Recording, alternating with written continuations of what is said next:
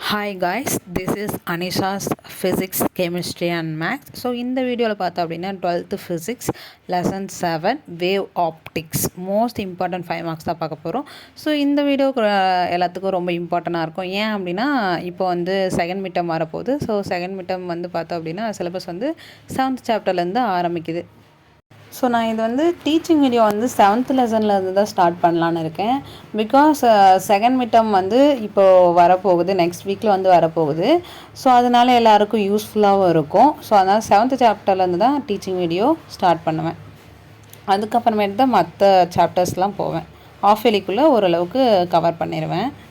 So இந்த லெசனோடைய first question பார்த்தோம் அப்படின்னா, அதாவது question number 4, book question number வந்து 4. Young's double slit experimental step up and obtain the equations for path difference. And then fifth question, equations for bandwidth in Young's double slit experiment. இந்த ரெண்டு கொஷினுமே ரொம்ப important.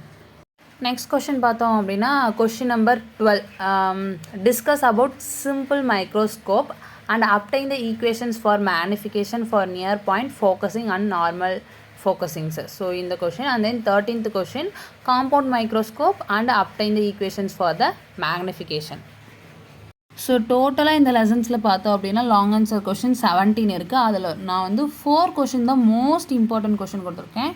So இந்த 4 கொஷினும் நல்லா தரவாக படிச்சுக்கோங்க.